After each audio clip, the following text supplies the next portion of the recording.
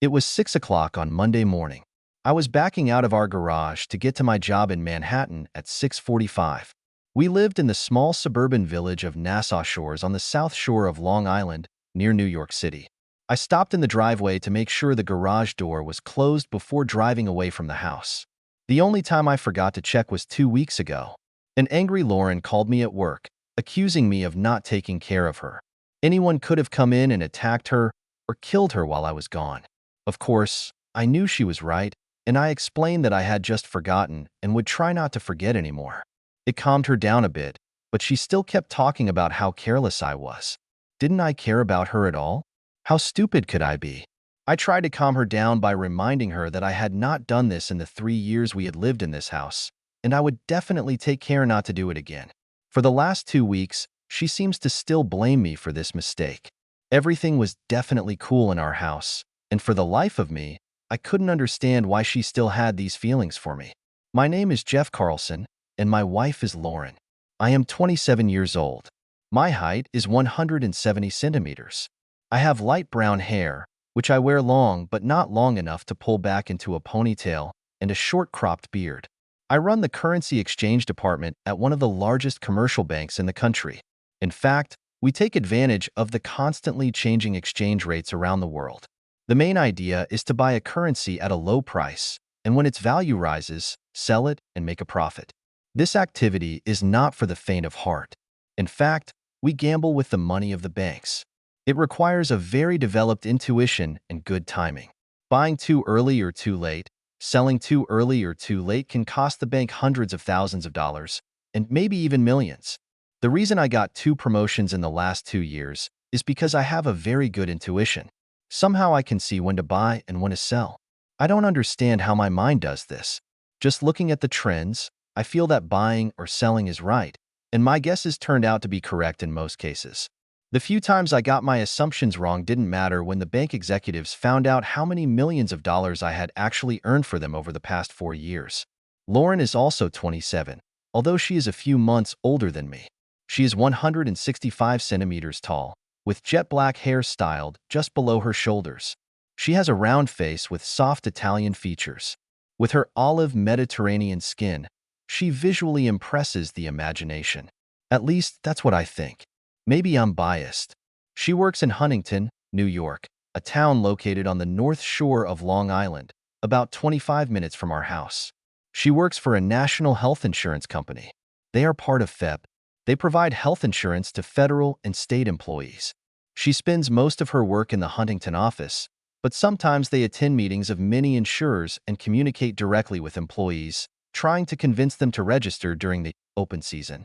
She has been working there for 2 years now. Her immediate supervisor is Jim Beckman. She's been working for him since she was hired. Over the past 2 years, I've met him once or twice at company events.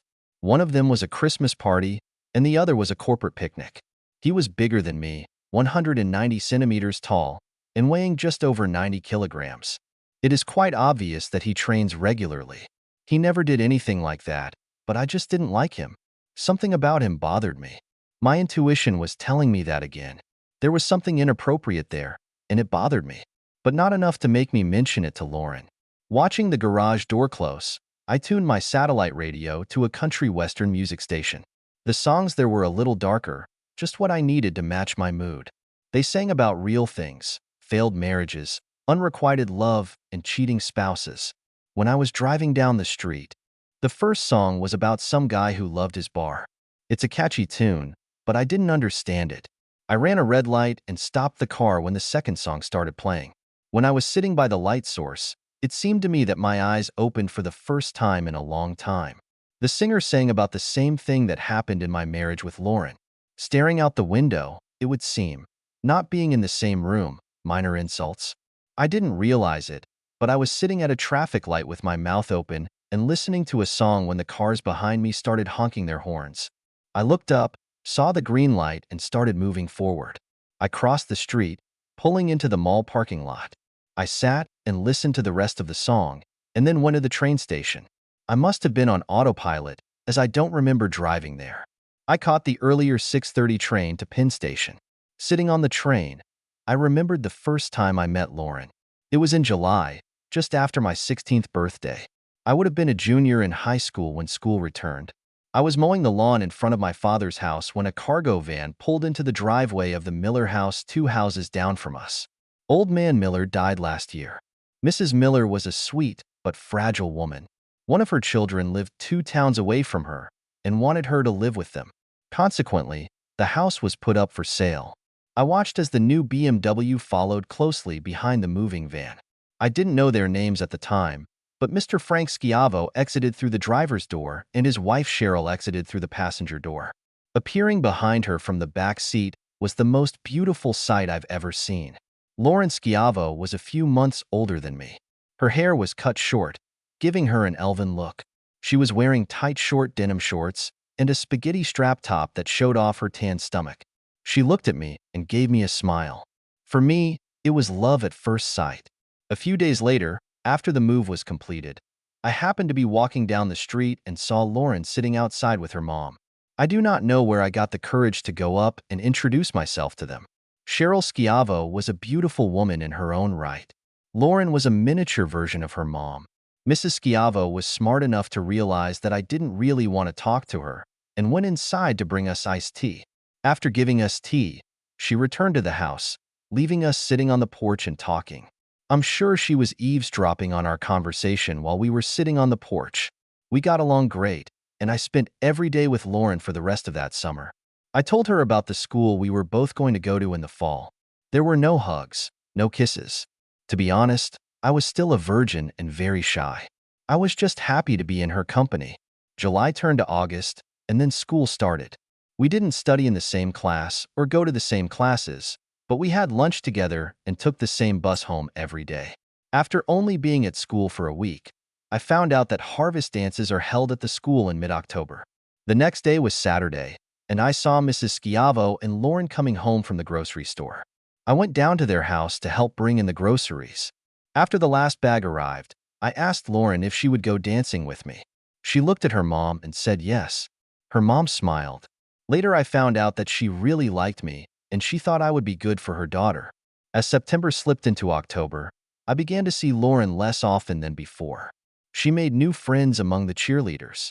I knew she wanted to be a cheerleader from the conversations we had over the summer, and she was doing it to get a spot on the team. I actually saw her every day on the bus, and we always sat together and talked. The big day has finally arrived. I was going to brag about my girlfriend in front of all the guys at school. I'm sure none of them thought that a girl like Lauren would be with a nerd like me. My father took us to school because I was too young to get my license.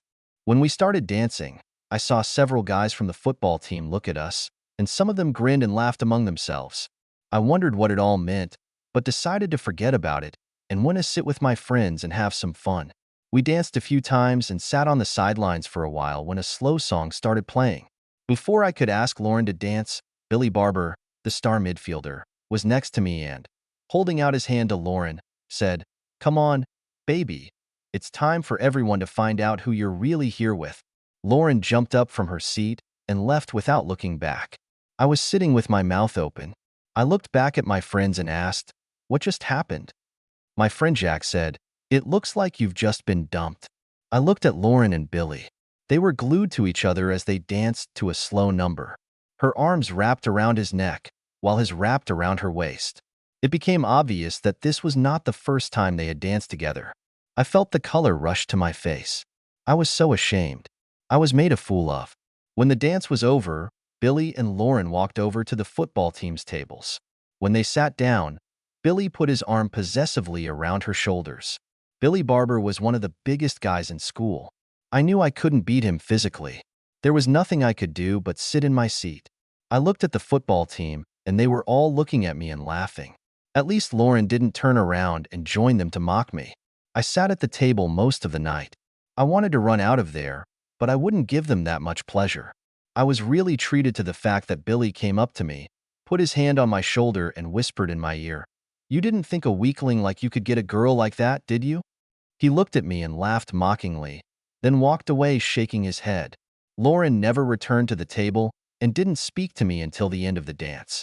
I saw that she was having a great time with her new friends. I wondered if she was laughing at me too.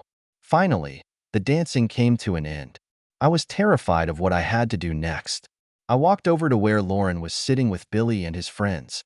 "Lauren, my dad will be here soon, and I have to take you home." Billy replied, "Get out, Carlson. She's coming home with me." "Lauren," I snapped, "I really don't care how you get home. If you don't come home with me, my dad will have to tell your mom that you left with someone else. You can explain to your mom why you came home with Billy." I turned and walked away. At that moment, I didn't care if she went home alone. Soon Lauren sat down on the seat next to me. She tried to make small talk by asking, "Did you have a good time at the dance, Jeff?" I looked at her with disgust and replied, "Are you from another planet? You left me for that asshole Billy Barber. Obviously, this was planned in advance. You didn't say another word to me until the end of the dance, and you're asking me about it?" So, to answer your question, no, I had a bad time tonight. Soon I saw my father's car stop in front of the school. I got up and went to his car. My abrupt movements surprised Lauren, and she had to almost run to catch up with me. The windows of Dad's car were open because it was a cool and pleasant autumn night. When we came up, he asked us, "Did you guys like dancing?" I didn't answer, and a funny expression appeared on his face. I think he sensed that something was wrong. When we got to the car together, she waited at the rear passenger door until I opened it and got in behind her. I had other plans. I opened the front passenger door, got in, and closed it, leaving Lauren to climb in on her own. My father was furious. He told me to get out and open the door for my companion. I told him I'd do it if she was my girlfriend. I looked at my father, and his gaze said, "What the hell is going on?" While I was sitting in deathly silence, Lauren opened the back door of the car and got in. My dad shrugged and drove us home. Not a word was spoken. When we arrived at the Schiavo's house, Lauren's mom was waiting at the door. My dad got out of the car, as did Lauren, but I just sat there. Lauren's mom also felt that something had gone wrong. She knew that I usually walked Lauren to the door. When Lauren passed her mom, I turned to look at her. I saw her mom look at my dad questioningly. Then she looked at me. Lauren turned to look back, and our eyes met. We tried to read each other's expressions. I couldn't read anything at all from Lauren's face. It was a blank page. If she could have read my expression, it must have been filled with disgust and anger. When Dad got back in the car, he asked me what happened. I just told him that at the dance she found someone she liked more than me. I never told him about her deception. He said to me, "Forget about her, son. The sea is full of fish." We hardly spoke after that. Sometimes I passed by her house. She could have waved or said, "Hi, Jeff." I've always ignored her. I passed by one day when Mrs. Schiavo was out walking with Lauren, and they both greeted me at the same time. I said pointedly, "Hello, Mrs. Schiavo. Nice day, isn't it?" I didn't say a word to Lauren. It was as if she no longer existed for me. Soon Lauren stopped trying to talk to me. I saw Billy Barber pick her up in his car every morning, along with a bunch of other kids, and drop her off after school. She joined the support team. I got on the honor roll. After graduating from high school, she went to work, and I enrolled in the Wharton Business School at the University of Pennsylvania on a full scholarship. My parents threw me a big graduation party. The Schiavos were invited because they became close friends of my parents. Lauren wasn't invited. My parents wanted it, but I told them that if she was invited, I wouldn't come to my own party. It was a surprise to me when Mrs. Schiavo sat down next to me. She told me, "I was so surprised when you came home the night of those dances. I thought you two would make a great couple. I am truly sorry that something happened between you that night." We chatted about Wharton School for a while, and then she finally blurted out, "What happened between the two of you that night?" I looked straight into her eyes. It was like looking into Lauren's face, the way she would be 20 years later. Older, but still young, the same as Lauren would have been, with smoldering attractiveness. I had never thought of her in that way before and quickly put it out of my mind. Finally, I told her, "We realized that we want certain things from life." That night, we discovered that these were different things. I really wasn't ready to tell you more about Lauren's deception. She looked like she wanted to say something else, but changed her mind. She kissed me on the cheek, wished me luck, and left. My new job at the bank started in mid-June. It gave me a month to find an apartment in New York, something close to work, and eventually I settled on a one-bedroom, bathroom apartment in the Soho neighborhood near Hudson Square. It was a great place where everything was within walking distance. There was no need for a car. My new job was stressful, and I was learning all the ins and outs of my new position. It took up all my time. We didn't have time to chat. I quickly realized that what we were taught in school and what is necessary in real-life situations is a completely different reality. It's been 4 months since I last saw Mom and Dad. One evening my mom called and invited me home for the weekend. She told me I could stay in my old room. It wouldn't be a problem since half of my clothes were there anyway. Besides, I didn't have enough of my mother's homemade food. The easiest way to get to my parents' house was by train. They lived just 8 blocks north of the train station. For blocks after I walked, a car stopped next to me, honking its horn.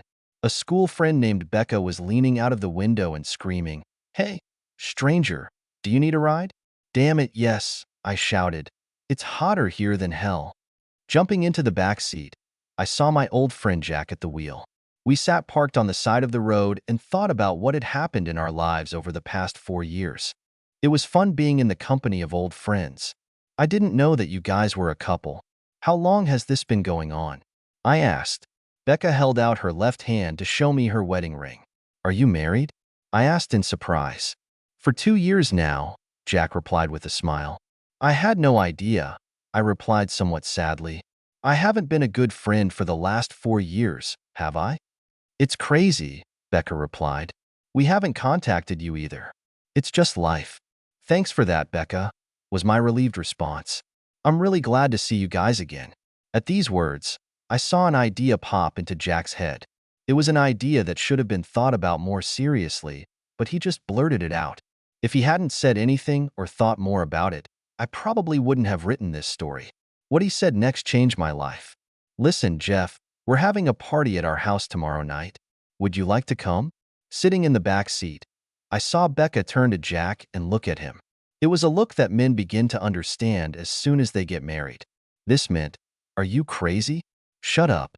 If I had understood that look, I would have declined the invitation.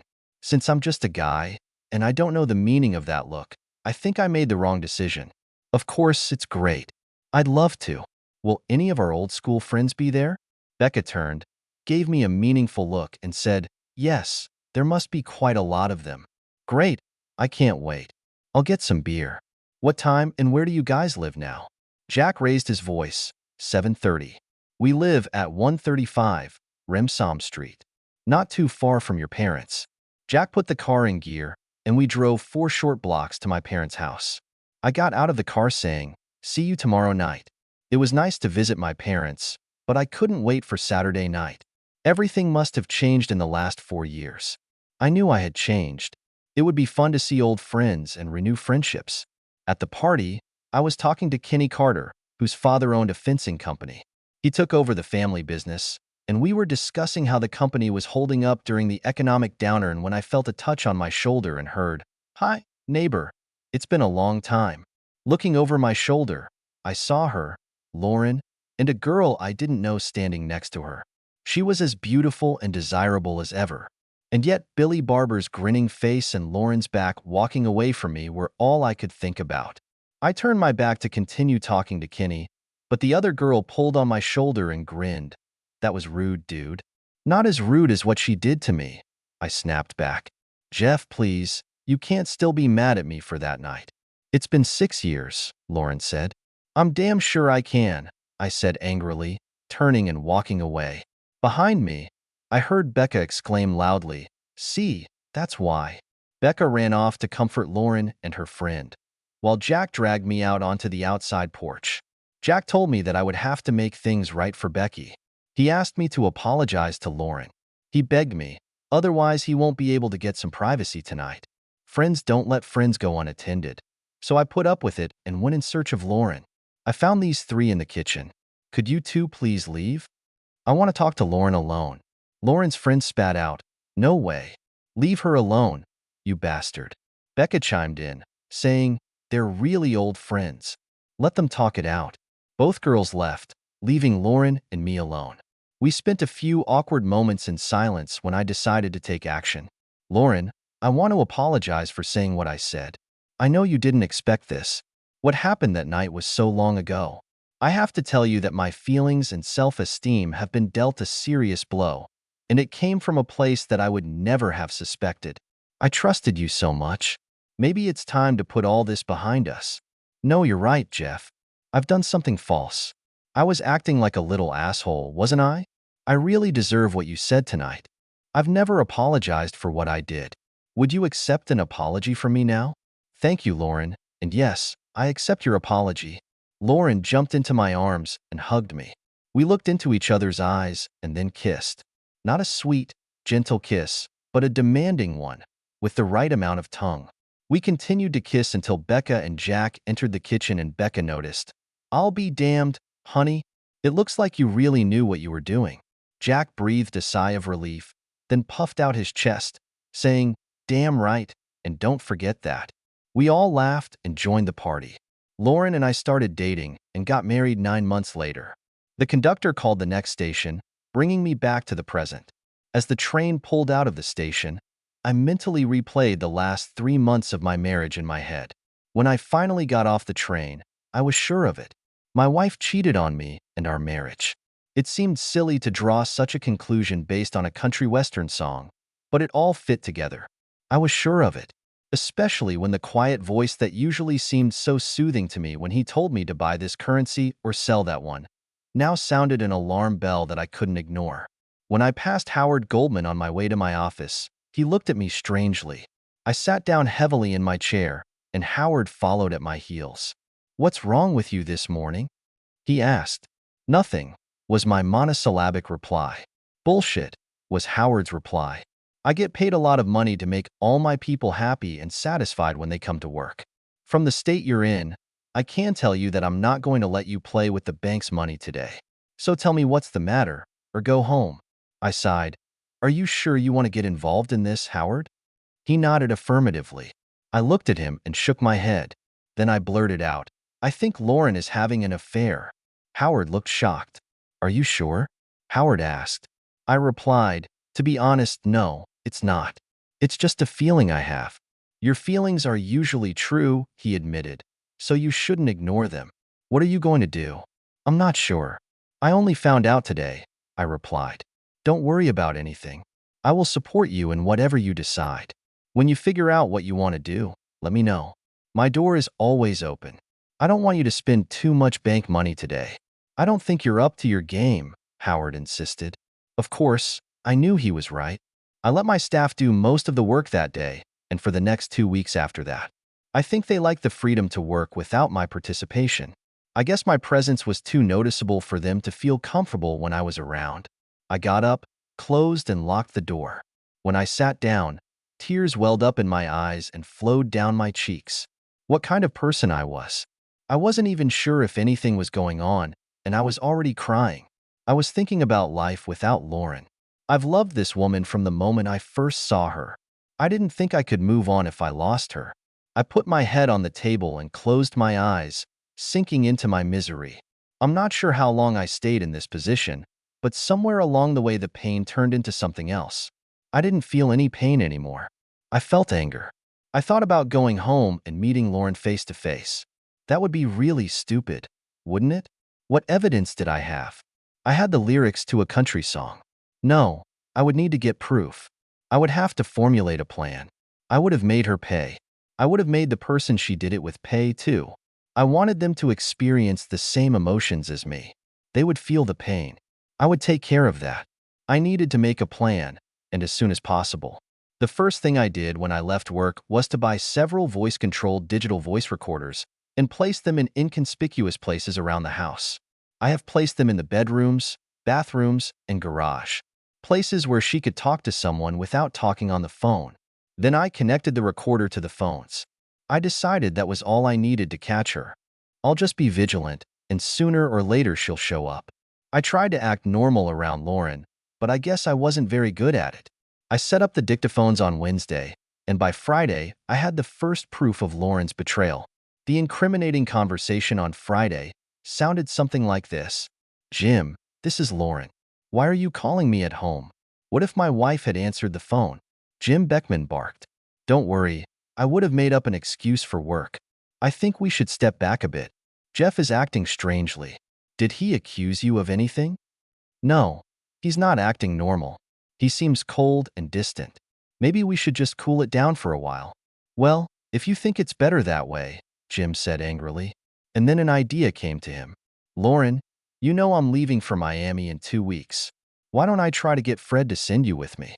Then we could spend a week together. What do you think? He asked. I don't know. He might not have gone through with it, even if he hadn't been acting so funny. The way he behaves may cause him to, well, I do not know. I do not want to arouse his suspicions. I could ask him and see what he would do.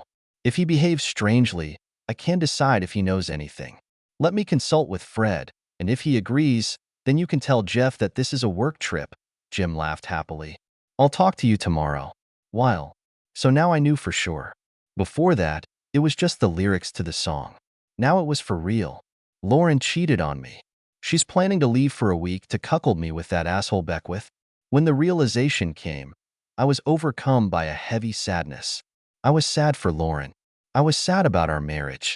Gradually, the sadness turned into pain. That fool. How could she do this to us? How could she do this to me? Once again, my pain turned into anger. If she was cheating, I'd get proof and divorce her stinky ass. I would need a plan, and I didn't have one yet. I came home from work at my usual time, 7:30 p.m. The bidding was unusually lively. Tomorrow, at the opening of the market, everyone will tell you how well I am doing my job. There were millions of dollars at stake, and my thoughts were not where they should have been. My wife was cooking dinner. How was your day? What is it? She asked, kissing me on the lips. She acted like she was glad to see me. This hasn't happened very often in the last few months. I was waiting for Lauren to come to me with her adulterous lie about her business trip to Miami. On Monday and Tuesday, I expected this, but it did not come. I spent long hours outside, working in the yard or repairing our cars. Anything but spending time with your wife. I was afraid that I would blurt out everything I knew about her cheating. I knew that tonight would be the night. I was hoping that I would be able to pull off my own deception. It was a hard day. I'm glad to see that you're in a good mood, I replied. I am happy and I hope that you will be happy too after I tell you my good news. My day wasn't that great. You speak first, I said. Okay, Lauren giggled. I've been asked to go to South Beach for a seminar on the Federal Employee Health Benefits Program. This is a paid stay at the Victor Hotel, one of the old Art Deco hotels on Ocean Avenue, in the heart of South Beach, she shouted again. The bad thing is that I won't be here from Friday this week to Saturday next. I'll be gone for 9 days, honey. Do you mind if I go? She looked straight into my eyes. She tilted her head slightly to the side, trying to figure out if I had figured out her deception or if I was just angry that she would be gone for so long. When I looked into her eyes again, I saw that they were full of excitement, but somewhere there, in the depths, there was a hint of sadness. 9 days is a long time, honey. Do you have to leave? Is it something that will be used against you if you don't? I asked. I do not know, Jeff. Maybe that's how it is. I know that Mr. Beckman is counting on my help in this seminar. It will be a feather in my hat if I do go, she added. I went to the front door and looked out onto the lawn in front of the house. I knew that if I said yes, our marriage would be over. If I had said no, it would have been over anyway. Over the previous 4 days, I had made a plan and now I have made a decision. I whispered softly, if it's important for you or for your job, of course you can go. When are you leaving? I asked. Did I not hear you? Did you say I could go? She asked incredulously. I couldn't say those words because I knew my voice would falter. I just nodded my head in the affirmative. Lauren ran up to me and hugged me tightly, saying, Thank you. Thank you. It means so much to me. I promise you won't regret it. I've already done that. Lauren was scheduled to leave JFK Airport at 10:30 on Friday morning. I told Lauren, I'll take the day off from work to take you to the airport. Lauren looked surprised and suggested, You don't have to take the day off, honey. Mr. Beckman volunteered to drive me. No way. You're leaving me for 9 days, and I want to be there to see you off. What could she have said? I'm sure she'd rather go with Mr. Asshole Beckman, but I wonder what it would look like for her unwitting cuckold husband?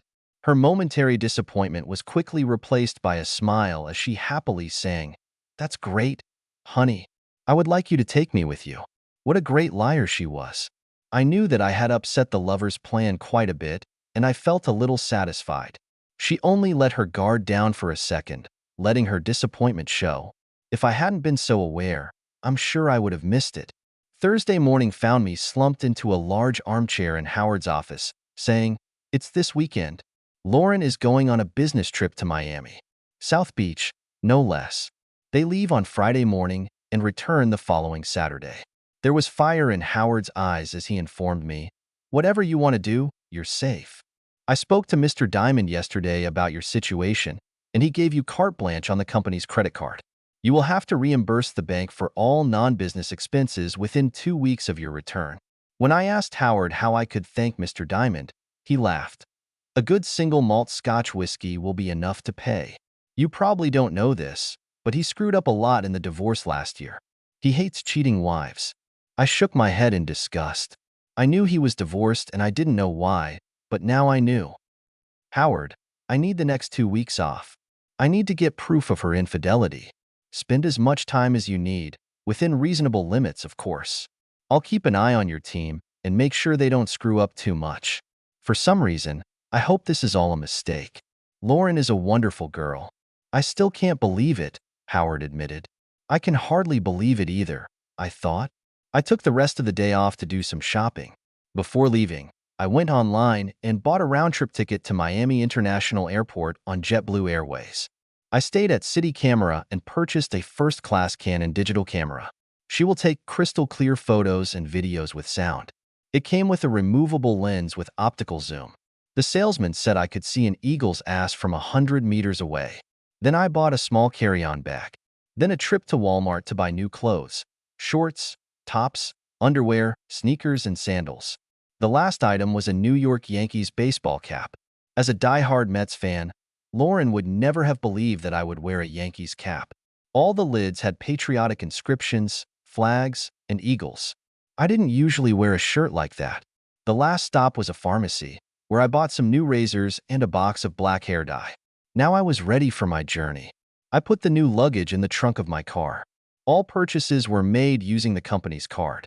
If Lauren had looked at our bank accounts, she wouldn't have known anything. I was ready. Let the games begin.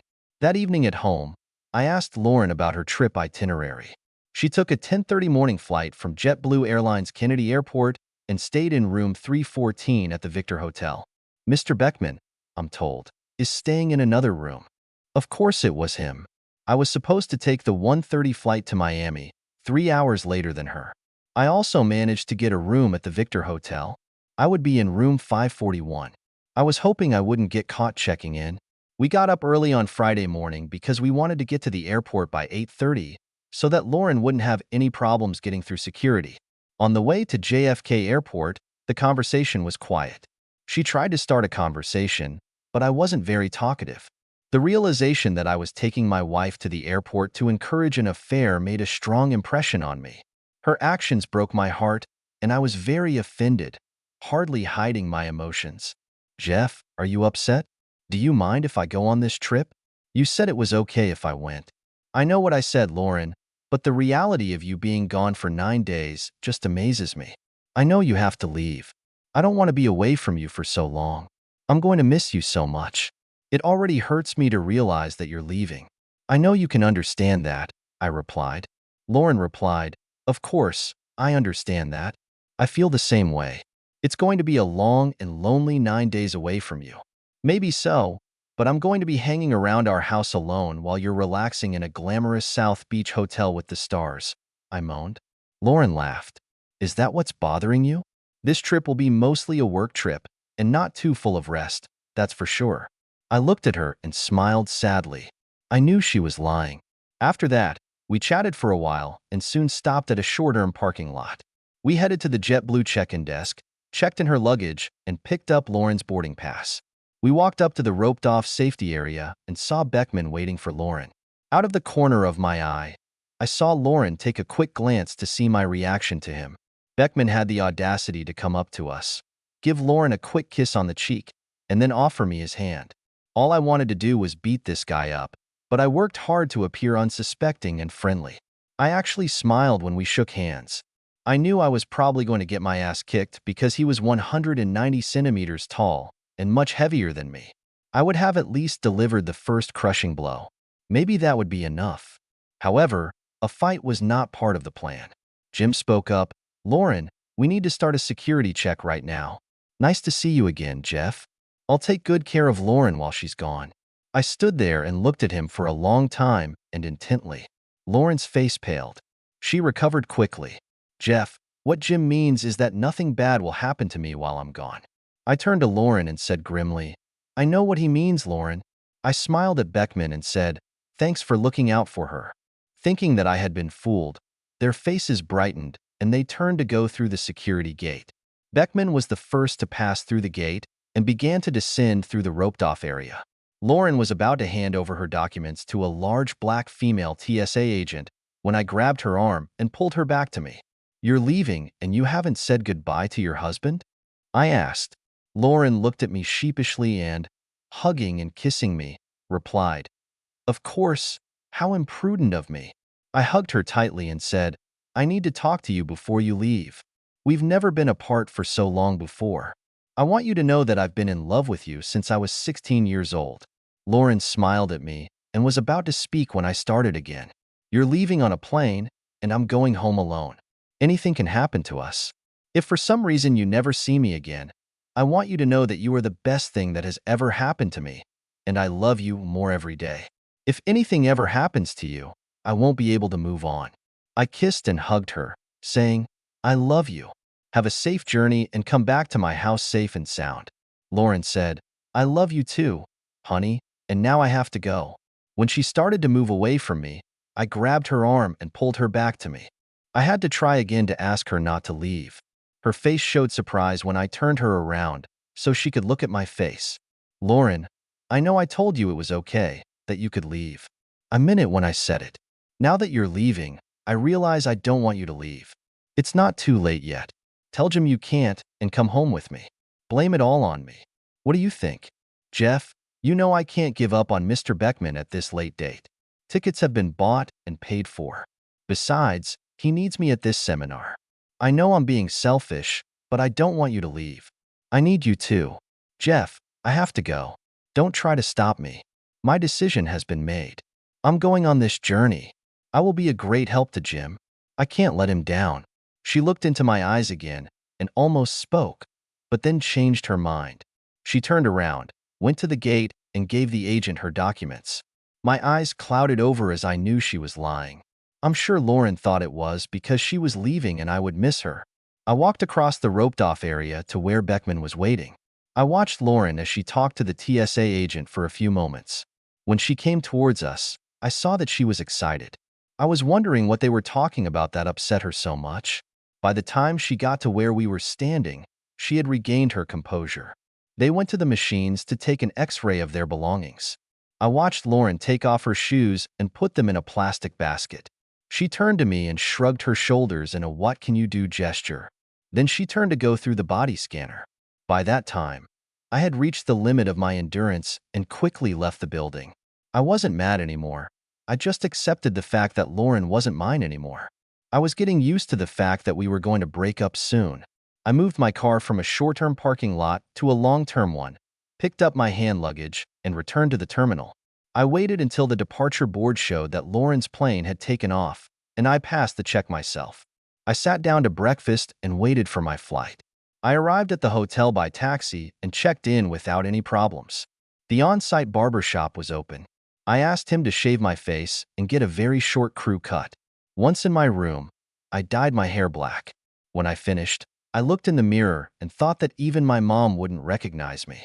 Wearing sunglasses and a baseball cap, I could walk around the hotel in peace, knowing that neither Beckman nor Lauren would know it was me. The hotel itself was interesting. It was built in the shape of the letter U. The middle of the U faced Ocean Avenue. Beyond Ocean Avenue is Lammas Park, and then the Atlantic Ocean. Lauren and Jim's room was in the right wing of the U on the 3rd floor. My room was in the center of the U, room 541, with a magnificent view of the ocean. In addition to the reception area, shops and boutiques were located on the ground floor. There was an outdoor swimming pool in the center of the building on the 2nd floor. It stretched along the entire length of the U-shaped sleeves with sun loungers placed around the pool. Towels and drinks were available. From the balcony of my room, I had a view of the entire pool. There is an entrance to the park embankment across the street. The ocean view was magnificent.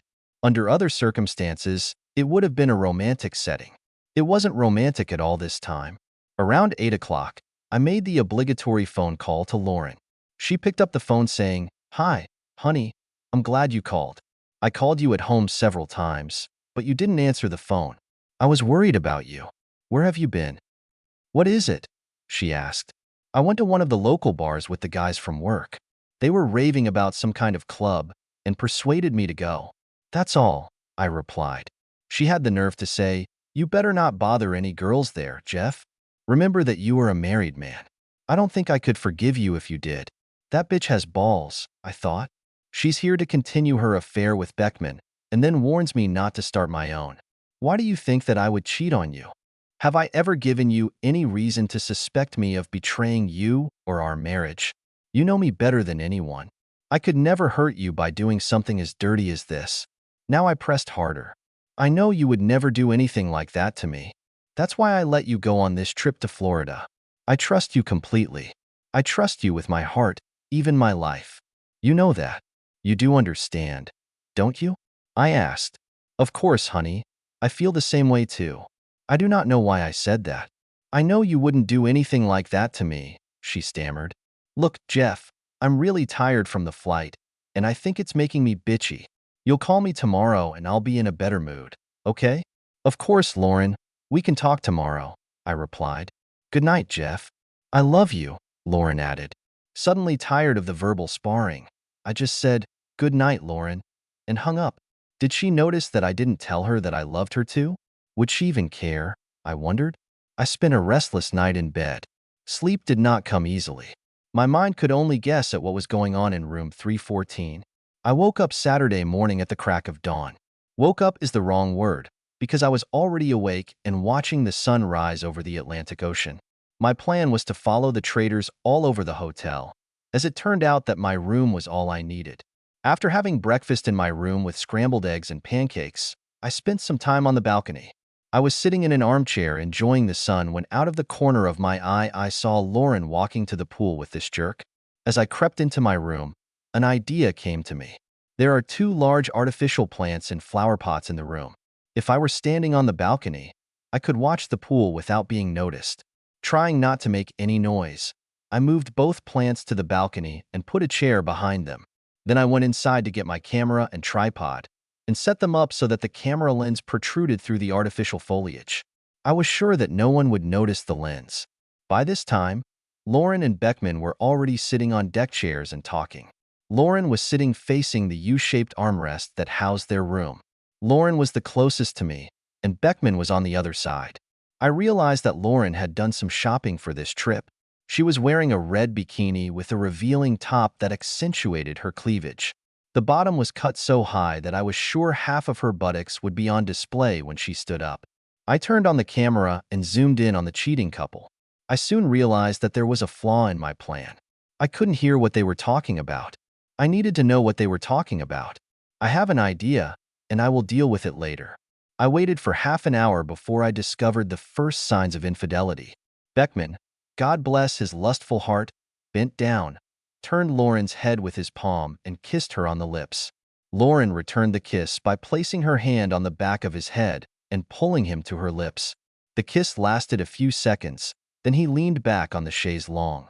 Over the next hour, I saw 3 more kisses before they got up to leave. I saw that I was right. Worse, they left holding hands. Anyone could see that they were a couple. When they left, I turned off the camera. When I returned to my room, I fell on the bed. A single tear rolled down from my eye. Sadness gripped me, and I was very tired. Seeing Lauren cheating was much worse than suspecting her. That feeling passed quickly. I took out my laptop and Googled the spy shops in the South Beach area. Fortunately, there was one on Collins Avenue, a short walk from the hotel. Putting on a camouflage suit and walking quickly, I soon returned to my hotel room with what I needed: another tripod and a first-class parabolic microphone. It had the ability to connect to my camera, which allowed me to add audio to the video I was shooting. The microphone was mounted on a new tripod next to the camera. Next time, I'll be able to hear what they're talking about. When I woke up on Sunday morning, I was startled. It was bright and sunny outside. I was exhausted because I didn't get much sleep on Friday night. After dinner on Saturday night, I fell asleep and slept all night long. Looking at my watch, I realized it was 10 a.m. Lauren and Beckman could have already left the hotel, and this day could have been wasted. I went to the bathroom and did my morning ablution. After getting dressed, I went out onto the balcony and saw Lauren and Beckman coming out of Lummis Park. I turned on the camera and microphone and then called Lauren on the phone. I was listening to what the camera was recording. I heard Lauren's phone ringing. The parabolic microphone worked as I had hoped. I saw Lauren look at the phone when Beckman asked, "Who is this?" "This fool." Lauren replied with a laugh. Beckman laughed too. Suddenly alarmed, Lauren said, "I have to answer the phone. Something bad could have happened. Otherwise, why would he call on a Sunday morning?" She accepted the challenge. "Jeff, is everything okay? Something happened?" "What is it?" she asked. I had the urge to say, "There won't be any bullshit," but I restrained my anger. Instead, I replied, "It's all right, honey. I was lonely, and I just wanted to hear your voice. It's nice to know that you're worried about me. I worry about you all the time, Jeff. It's Sunday morning, and I thought maybe something bad had happened." "You scared the shit out of me," Lauren snapped, annoyed. I was fed up with Lauren's attitude and told her, "I didn't know I was going to bother you so much, Lauren. I felt lonely. I thought talking to my wife would cheer me up." "I'm sorry to bother you," she started to answer, but I hung up before she could finish her thought. "Don't worry," she said into the silent phone. I could hear her talking on a switched-off phone through a parabolic microphone. She turned off her phone and walked over to the nearest bench. "What did he want?" Beckman asked. "He was lonely and wanted to talk to me. Why did I lash out at him like that?" Lauren asked this question more to herself than to Beckman. Beckman expressed his opinion anyway. "Lauren, we've been having this affair for 6 months now. Maybe you're starting to get tired of him. Maybe it's time to let him go, get a divorce. Then we could spend more time together. We won't have to hide anymore," he suggested. "Well," she snapped, "your wife won't mind if we go to your house for a matinee, will she?" "Yes," she said mockingly. "We won't have to hide anymore." Lauren grinned. "Jim, you make $38,000 a year. You have no prospects of achieving more. After Jeff's last promotion, with his year-end bonus, he earns almost $200,000 a year. I like you, Jim, and sleeping with you is amazing, but you're not that good. Jeff is not bad at this, so I really won't miss too much. But one day he will become the CEO of this bank, and I intend to be there to share it with him. So there will be no divorce. Get that idea out of your head. Besides, you'll never divorce Jane. You will never leave your 2 children either. So stop bothering me about the divorce." "You're right," Beckman replied almost shyly. "But that doesn't mean we can't enjoy each other's company while we're here, right?" "That's right, stud," my wife smiled. Taking his hand, she dragged him across the street and out of sight. "I thought it was 6 months. I've been sleeping for 6 months. She stayed with me only for the money I could earn. I could work my ass off for us, and she'd have her boyfriends, and I'd bring her leftovers." I couldn't get those heartless remarks out of my head. This shouldn't have happened. Not if I could help it. I wondered if I'd had enough of this. Enough to get a divorce on my terms. I thought I needed more. I was determined to get it. Lauren and Beckman were more than willing to help me get the evidence I needed. They didn't know that at the time. At 2 o'clock, I noticed Lauren walking to the pool again, wearing a tangerine-colored cape. Beckman was standing right behind her. I quickly turned on the camera and microphone and rotated the camera until they were in the viewfinder. Beckman sat down, while Lauren remained standing with her back to him. She turned around and took off the bedspread. I was shocked, and I'm sure Beckman was shocked too. Lauren wasn't wearing a top. Beckman stared at her, and Lauren laughed and asked, "Do you like it?" "I like it," Beckman replied. She was wearing, or almost wearing, the thinnest tangerine bikini panties. Lauren sensually sat down next to Beckman and said, "Girls need suntan lotion. Could you be so nice and help me?" She handed Beckman a bottle of lotion. He took a bottle, poured a copious amount of lotion on her stomach, and began to rub it into her skin. At that moment, one of the hotel staff came up to them and said, "Miss, some of the guests have complained about you showing nudity by the pool. Such demonstrations are prohibited on the territory of the hotel. I have to insist that you cover up." Lauren looked around sheepishly, grabbed her blanket, and put it on. They had to wait for Beckman's erection to subside before they could retire to the safety of their room. I checked the camera to make sure it captured what was happening. And so it was. I felt like I had almost had enough. If only I could put them into action, this would be over. I didn't call Lauren on the phone that Sunday evening. I called earlier. I felt like I was being rebuffed. On the other hand, Lauren didn't call me either. I woke up at 9 a.m. on Monday morning. I ordered breakfast as usual. I decided to watch from my vantage point on the balcony and see what I could capture with my new camera. It wasn't until 6 p.m. that I saw something interesting. The doors to their room slid open, and Beckman stepped out onto the balcony. He was wearing one of the free thick cotton robes provided by the hotel. The robe was tied in front, and he was leaning with both hands on the railing, looking at the pool. I pointed my video and audio cameras at the balcony and started recording when Lauren came out in the same robe. She came up behind him, hugged Beckman, and said, "Do you think you can lift this big guy up for another round? I may need another 30 minutes or so." "You've exhausted me," he laughed. It was the kind of incriminating evidence that I would need to prove adultery. It wouldn't have made any difference in court, but it could have made a difference to Lauren's mom and dad, maybe also to friends and other relatives. All of this video was filmed in public and would have been acceptable in any court. After watching the scene on the hotel balcony, I realized that my marriage was over. The video from the balcony was now undeniable proof that she was cheating. Maybe I should provide more evidence. She did admit it during a Sunday morning phone call. It was hard to hear about it, but it was unbearable to see it. "I've decided that I've had enough. I would leave tomorrow. I used my phone to confirm the flight departure tomorrow at 3. Fortunately, there were several empty seats. It's been half an hour since I saw Lauren dragging him back into the room. I wondered if they had done it already. I wondered if they could still do it. I decided that now might be the right time to call my loving wife every night. I was hoping it would distract me at the right moment.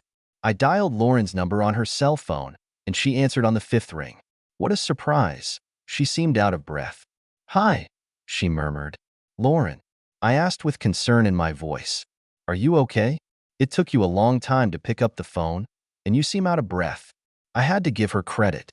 Lauren was a clever liar when she answered, "I was in the shower when I heard the phone ring."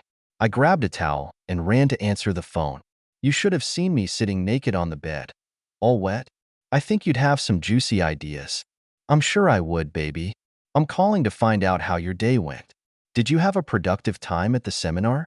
"Oh," she stammered. "Yes, Jeff, we had a good day at the seminar." I heard something in her reply. It was in her voice. It took me by surprise. I've never turned down a little phone lovemaking with Lauren. Just a few exciting phone conversations.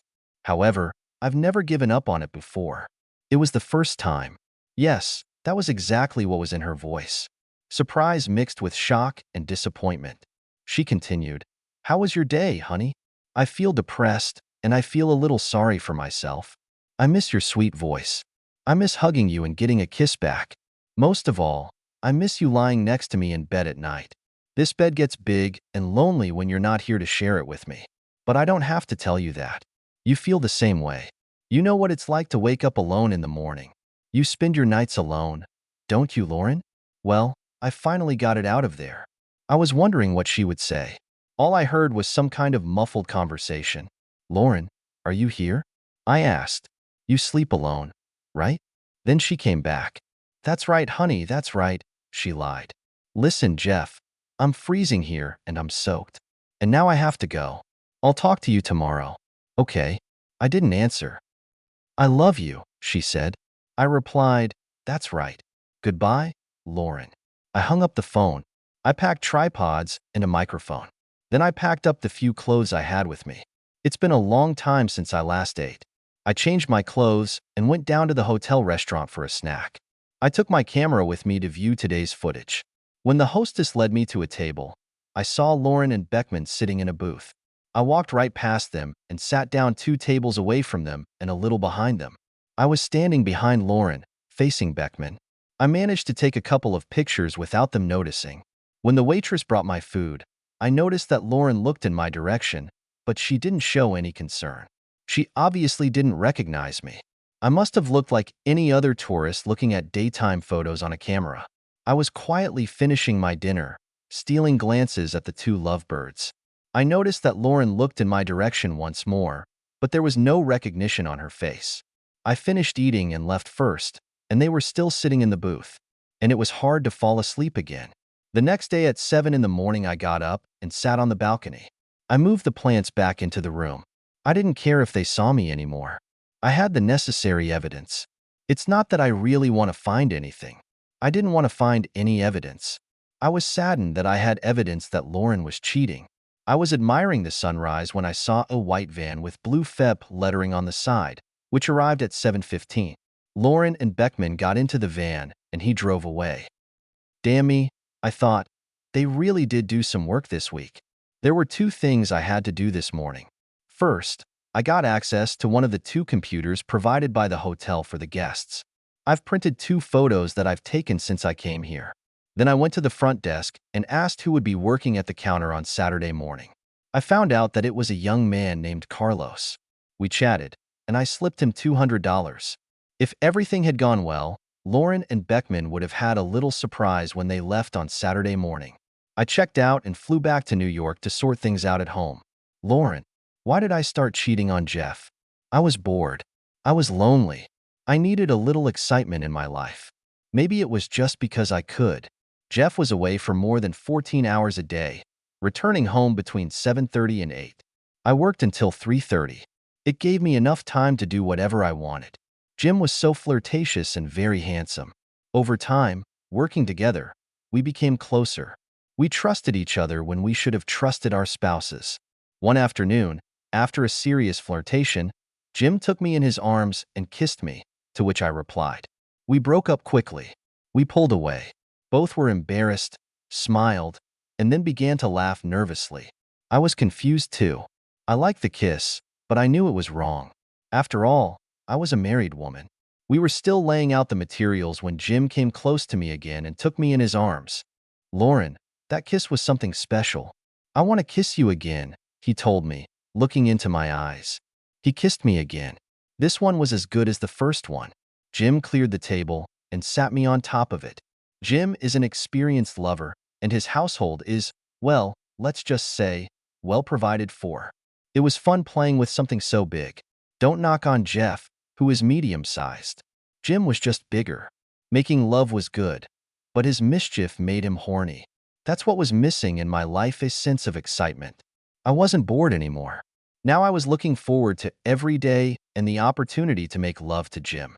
Looking back now, I think Jim and I would agree that it was one huge mistake. I've been fooling myself into thinking that I don't love Jeff as much as I should. I'm reminded of an old saying, you don't know what you have until you lose it. It was all Jim's idea, a stupid trip to Florida. I should have known better. Jeff has been acting strangely lately. He was kind of cold and aloof.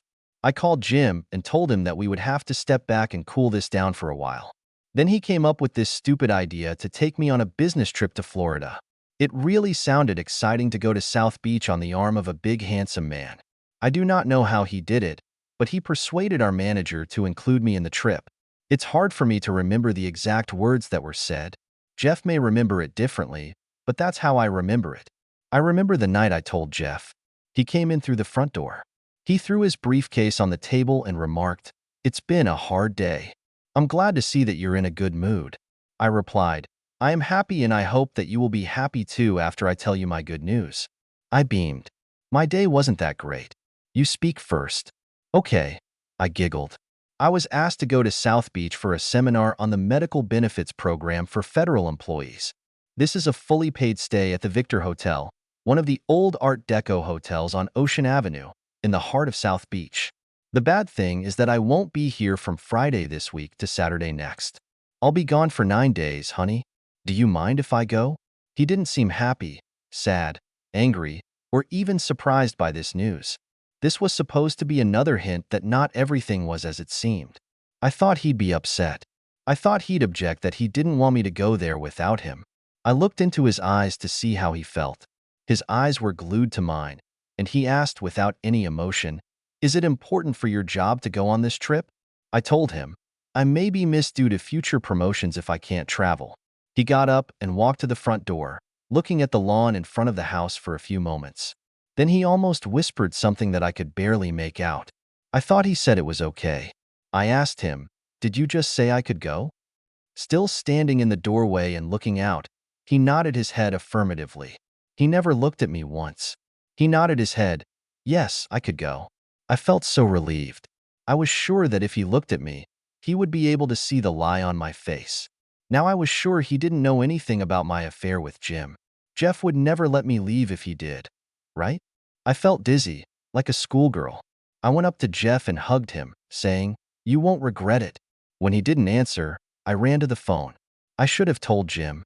"Jim, Jeff said I could go to Florida with you." I was laughing and giggling the whole time I was talking to Jim. One day I did look at Jeff. He was standing at the table, watching and listening to the phone conversation. When I looked in his direction, he turned and walked out the door.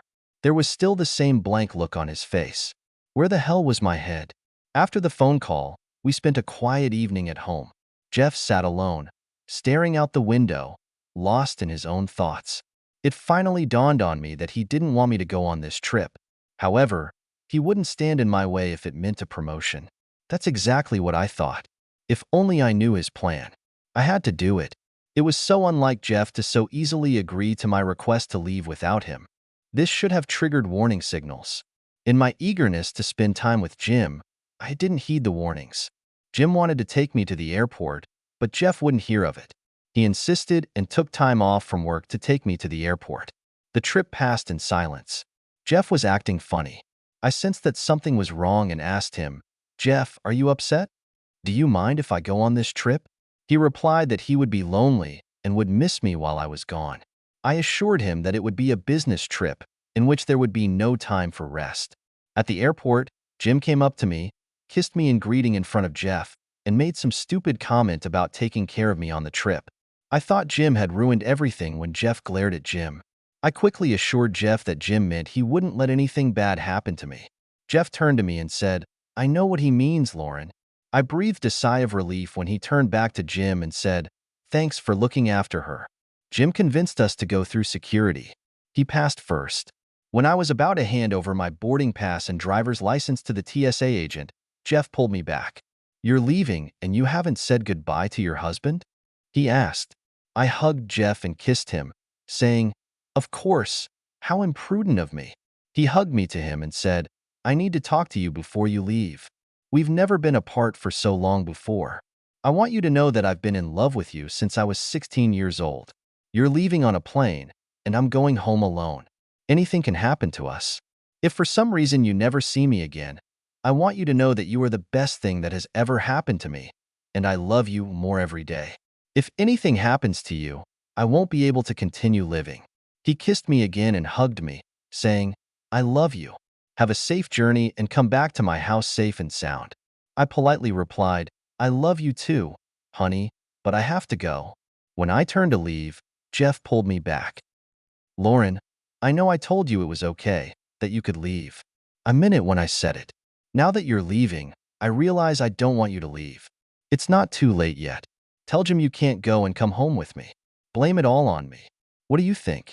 Jeff, you know that I can't give up on Mr. Beckman at such a late date.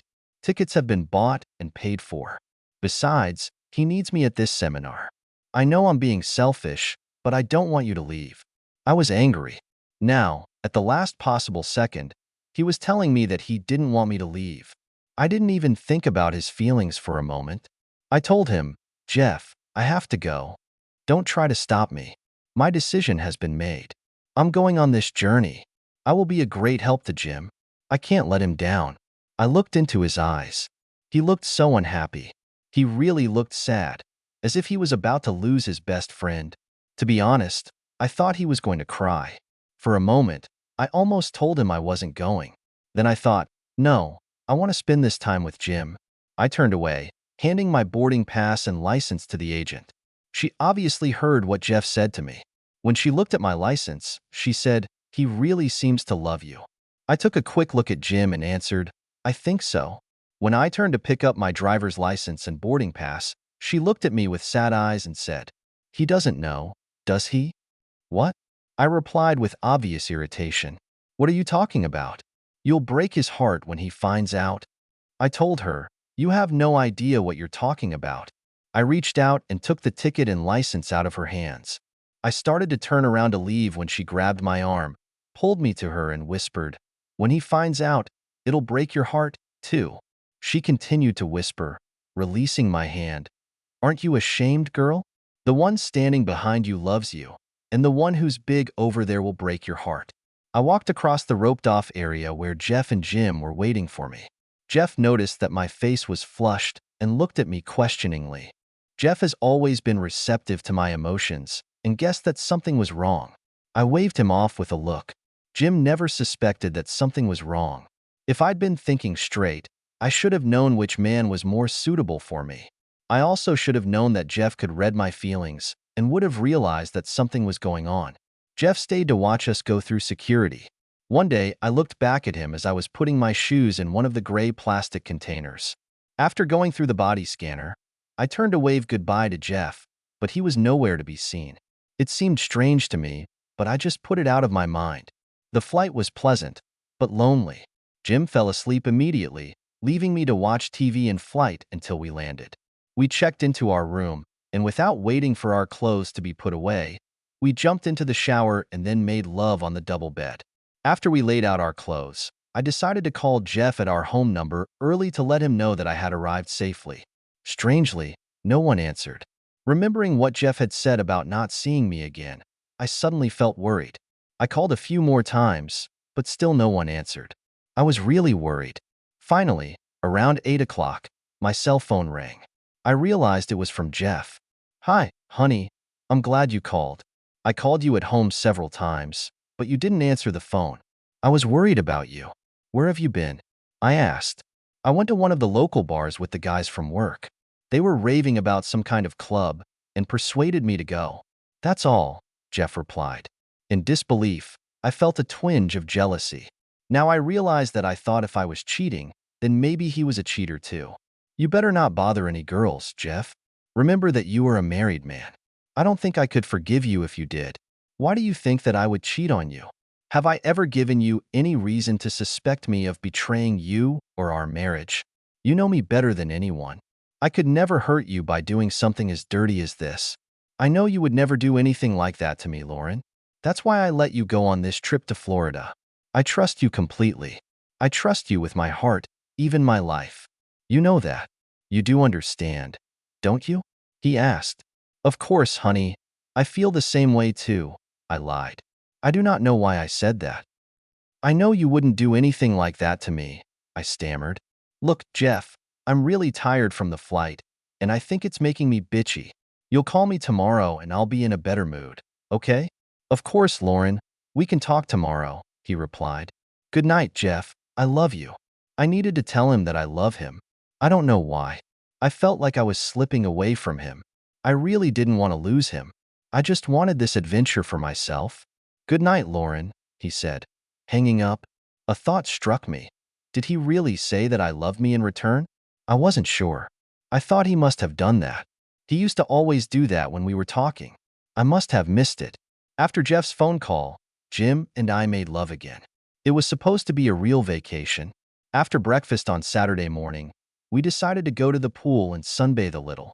I bought 2 special outfits for this trip and decided to wear a more conservative one today. It was a red bikini with a very revealing top. The bottom was nothing more than a large thong. I knew Jim would like it. I walked up to the pool ahead of Jim. I turned to look at him, and he was staring at my almost naked ass. I turned around and smiled to myself. I really made an impression on him. I like that idea. We were sitting on 2 sun loungers and enjoying the warmth of the sun. Jim sat down and talked to me about the seminars we would be holding starting Tuesday morning. Without any warning, he leaned over and kissed me. I returned his kiss and put my hand on the back of his head, caressing him. We exchanged a few more kisses, and each kiss was more passionate than the previous one. I asked Jim if he wanted to come back to the room. His face lit up with a big smile. and he helped me get up and pack our things. We left holding hands like a couple in love. After dinner, we returned to the room to wait for the expected phone call from Jeff, but that evening there was none. For some reason, it made me angry that he didn't call. Poor Jim. I was in such a disgusting mood that he won't get any love tonight. We got up early on Sunday. Jim and I wanted to walk along the boardwalk in Litmus Park. We were hoping to see some movie stars frolicking on the beach. Unfortunately, we didn't see anyone. As we were leaving the park directly across the street from the hotel, my cell phone rang. I looked at the phone and saw that it was Jeff. I was still mad at him for not calling last night. Jim asked me who it was, and I replied with a laugh, "That jerk." Jim laughed at my little joke too. I have to answer the phone. Something bad could have happened. Otherwise, why would he call on a Sunday morning? "Jeff, is everything okay? Something happened?" I asked. "It's all right, honey. I was lonely, and I just wanted to hear your voice. It's nice to know that you're worried about me. I worry about you all the time, Jeff. It's Sunday morning, and I thought maybe something bad had happened. You didn't call last night. You scared the shit out of me." I was practically yelling at him. I was very annoyed. "I didn't know I was going to bother you so much, Lauren." I knew he was in pain. I could hear it in his voice. I felt lonely. I thought talking to my wife would cheer me up. "I'm sorry to bother you." Before I could answer, he hung up. "Don't worry," I said into the disconnected phone.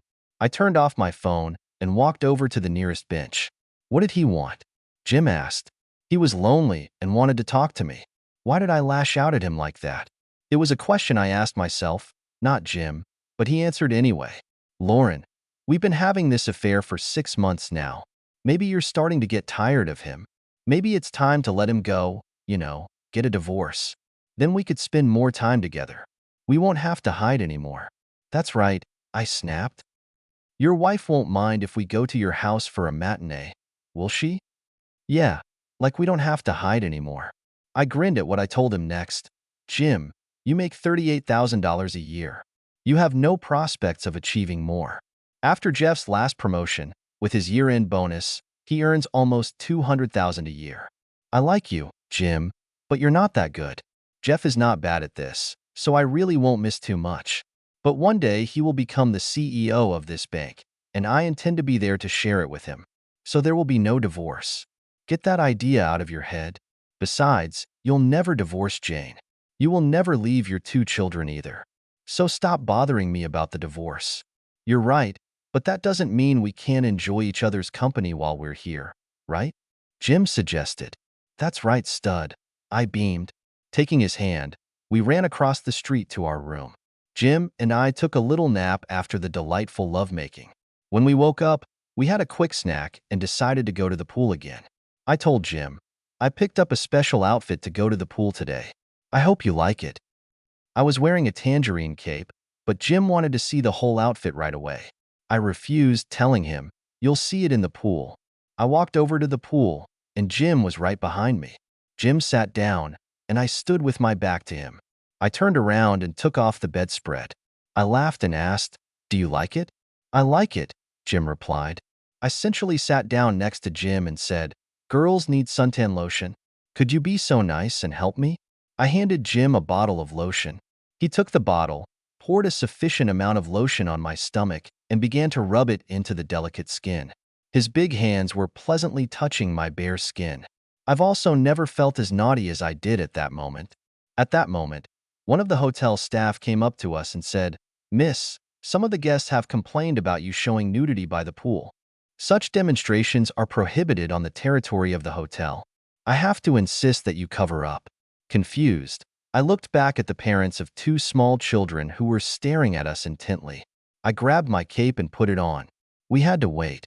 Back in the room, we tore off our clothes and jumped into bed. No prior action was required. When I woke up later, I saw Jim on the balcony in one of the thick terry cloth robes that the hotel provides to its guests. I came up behind him and hugged him, saying, "Do you think you can lift this big guy up for another round? I may need another 30 minutes or so." "You've exhausted me," he laughed. "Lauren," Jeff asked with concern in his voice, "are you okay? You have a strange voice. It took you a long time to pick up the phone, and you seem to be out of breath." After thinking quickly, I replied. I was in the shower when I heard the phone ring.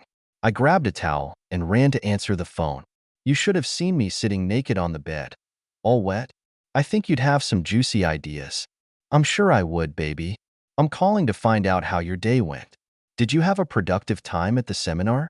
Oh, was all I could manage to say. I was very surprised. Jeff never turned down the opportunity to have a little phone sex whenever he got the chance. Yes, Jeff, we had a good day at the seminar, I continued. How was your day, honey? I feel depressed, and I feel a little sorry for myself. I miss your sweet voice. I miss hugging you and getting a kiss back. Most of all, I miss you lying next to me in bed at night. This bed gets big and lonely when you're not here to share it with someone. I don't have to tell you that. You feel the same way. You know what it's like to wake up alone in the morning. I took the phone away from my face, tried to cover the receiver, and grabbed Jim. He moved away, and I told him again, shut up. I put the phone to my ear again, answering Jeff. That's right, honey, that's right, I lied. Listen, Jeff, I'm freezing here. I'm all wet, and now I have to go. I'll talk to you tomorrow. Okay. I love you, I told him, as I always did at the end of a conversation. That's right, he muttered sarcastically. Goodbye, Lauren. He hung up the phone. I actually looked at the phone before putting it back in its place. I sat down on the bed, pulled my knees up to my chest, and wrapped my arms around my legs. I had a bad feeling about that phone call. Something was wrong. I couldn't figure out what was going on. Damn, Jim. I was tempted to call Jeff back when Jim interrupted my thoughts. What's going on with you, Lauren? Jim asked. You look like you just lost your best friend. Maybe so. Something was wrong with that phone call from Jeff. I have a really bad feeling about this. I hope he doesn't know about us. It was the second time I told him I loved him, and he didn't return the favor. He had never done this before. He always tells me that he loves me when we hang up the phone. The first time was on a Friday. I thought he said it, but I didn't hear it. Tonight, I know he didn't say it on purpose. Maybe he didn't say it on Friday on purpose either. If that were true, it would mean that he knows about us. He should have known before he allowed you to go on this trip. You said yourself that if he had known, he would never have let you go with me. Logic tells us that he doesn't know anything. You're probably right, Jim. I thought. Jim was right. There was no way Jeff could find out about it. And yet, deep down, I had an unpleasant feeling. Jim still wanted to make love. I decided what the hell, why not? Jim let me down earlier in the day. On Tuesday morning, Jim and I got up early and finished the first day of our seminars. When we returned that evening, we were both too tired to engage in any kind of lovemaking. Jim actually fell asleep early while I was waiting for Jeff to call. By 10 o'clock, I was furious with him for not calling again. By 11 o'clock, fear had crept back into my mind. Did he know about it, and didn't he call on purpose? Should I call him? No, it was already too late. I thought about what Jim had said yesterday, and I had to agree that Jeff didn't know anything. If I really believed that, then why did it take me so long to fall asleep that night? Wednesday was the same as Tuesday. We both trudged back to the hotel room and ordered dinner. After eating and taking a quick shower, Jim felt rested and wanted love. I was shattered. I couldn't think of anything but waiting for Jeff's phone call. When that didn't happen, I was horrified. There was no way he wouldn't call 2 nights in a row. Even Jim began to worry.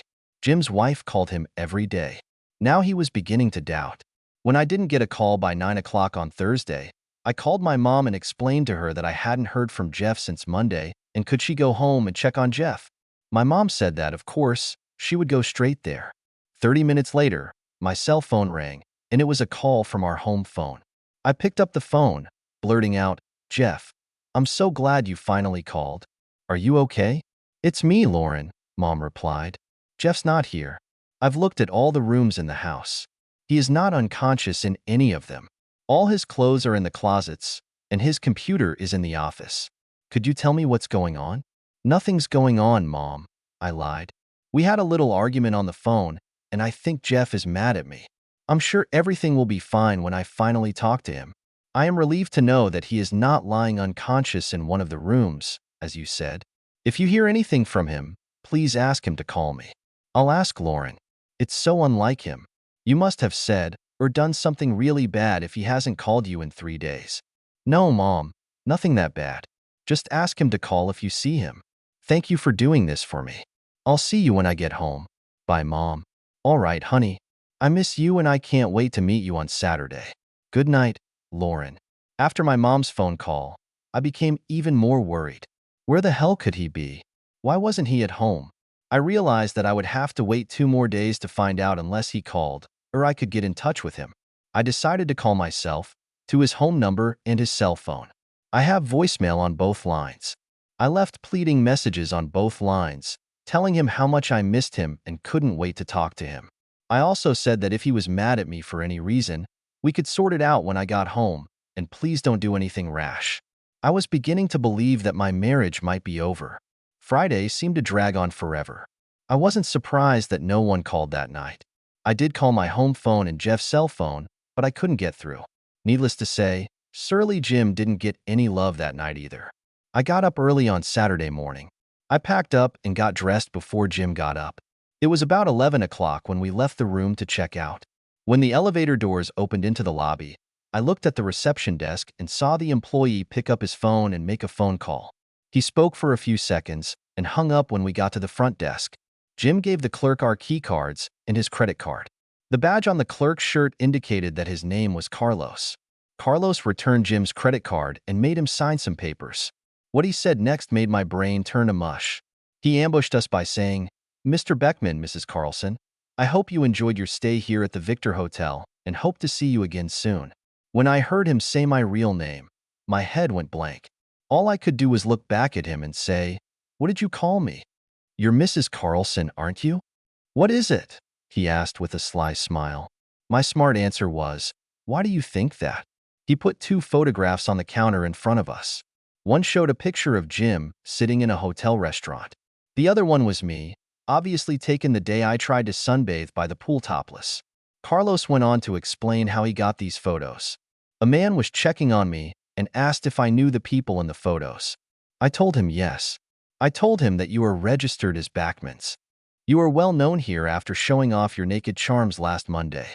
This man kept telling me that I was wrong. He said that the man in the photo is actually Jim Beckman, but the woman with him is not Jim's wife, but his wife Lauren Carlson. Was he here? Jeff was here. When did he get here? I asked. Carlos gave me another look that I couldn't understand. Let me take a look. Carlos typed on his computer and informed me, a Mr. Jeff Carlson checked in last Friday at 4 o'clock and left Tuesday at noon. My God, Jim. He's been here all weekend. I exclaimed. Carlos turned to me and asked, "You're Mrs. Carlson, aren't you?" "Yes, it is," I admitted shamefacedly. "Well, in that case, I have something for you." Carlos smiled the same enigmatic smile as he handed me the envelope. I looked at him. It was not addressed to anyone. I opened the envelope and took out a folded piece of paper. I opened it and read the 3 words printed on it. "Lauren, goodbye. You half-wit." I felt like I was going to faint, and I leaned against Jim for support. After he helped me calm down, he took the paper out of my hands and read it. I saw a worried expression on his face as he whispered to me, "Come on, Lauren, get out of here." Before we could leave, Carlos called out to Jim, "I have an envelope for you too, Mr. Beckman." He held out his hand with the envelope. Jim stared at him for a long time. I know he didn't want to touch it. Finally, Jim took it, pulled out the paper inside, and read it. Jim read it and turned to look out the window overlooking Ocean Avenue, and almost absently dropped the piece of paper on the floor. I took the paper and read it. "Did you think you'd get away with it for free, asshole? I spent the last 2 hours with your wife this morning. I don't think you're going to get the homecoming you were hoping for." I showed her all my evidence. "This is just the beginning. I will do everything in my power to make your life a living hell." Jim was still looking out the window. I took 2 photos and letters for Jim and me. As I was putting them in my purse, I saw Carlos pick up the phone and say, "Did you hear that?" I stared at him, and he continued, "Was that all you expected? That's good, sir. I hope to see you at Victor again. You have made your stay here the most interesting. And the same to you, sir. Goodbye." "Was that my husband?" I asked. Carlos gave me the same smile again, but didn't say anything. I told Jim, "Come on, we have to catch a plane." On the way to the airport, I called my mom. I asked her to meet us at JFK Airport. Puzzled, my mother asked, Isn't Jeff coming to pick you up? I do not know, Mom. We really had a fight, and I know he's very upset about me right now. I can't believe that's the case, darling. Jeff would never leave you in trouble. Lauren, my mom said, now with suspicion in her voice, what exactly were you fighting about? Nothing, Mom. You have nothing to worry about. That's bullshit. It must have been something serious if he didn't pick you up. Plus a trip to your house to see where he was on Thursday night. No phone calls. It had to be something big. Then, with horror in her voice and perhaps some awareness of what might have happened, she asked loudly, My God, Lauren, what have you done? I began to sob. I didn't do anything that couldn't be fixed. Mom, please come to the airport in case Jeff doesn't show up. If you did what I think you did, he won't be there. Don't worry, I'll pick you up. Then she hung up the phone. I don't remember much about taking a taxi to the airport or going through security and boarding a plane. It was as if my mind had just shut down and I was acting on autopilot. I didn't have any clear thoughts until we were airborne. As soon as my mind was working again, I pulled out pictures of Jim and me. It was obvious when my photo was taken. Jeff had to see what happened between Jim and me on Monday. Then I looked closely at Jim's picture. He was sitting in a booth and was wearing a black shirt. The only time he wore this shirt was on Monday evening at the hotel restaurant. A cold shiver ran down my spine. The guy wearing the Mets baseball cap and holding the camera must have been Jeff. If he had seen everything we did on Monday, I would have realized that divorce could be in my future. There was something else that bothered me. In Jeff's letter to me, he called himself a half-wit. I only called him a half-wit once. That's when I answered his phone call on Sunday. He must have connected us to the sound somehow. I shuddered at the thought of what he would have done if he had heard our entire conversation. I could only hope that he would pick me up at JFK Airport to take me home. I thought the chances of that happening were slim. Jim was sitting on the seat next to the window. Every time I looked at him, he was looking out the window, but I knew he didn't really see anything. I spent most of the flight home looking at letters and photographs. I kept replaying in my mind the phone calls I had received from Jeff. If Jeff was in Miami, who knows what he saw or heard? This ignorance terrified me. The most disturbing was the last phone call. That night, I realized something was wrong. Something was wrong with that call. His attitude was weird, and I missed something. Now I felt that it was very important, and Jim made me regret it. After going over all the events in my head, I realized that I couldn't do anything until I saw Jeff again. When the flight landed, I couldn't wait to get off the plane. I ran through the terminal until I left the security area. If Jeff was going to pick me up, I should have seen him there. There's a small ramp that leads to the lobby where Jeff should be waiting. As I got off the ramp, I prayed quickly. I saw that my mother was waiting for me. I asked, Is Jeff here? Mom shook her head from left to right and said, Jim followed right behind me, looked around and didn't see Jane. He looked crestfallen. He quickly took out his phone and called his wife Jane. It's me. Will you pick me up? He asked.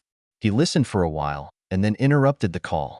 He looked at us and said, She hung up. She's not coming. He walked over to the bench and covered his face with his hands. I was sure he was crying.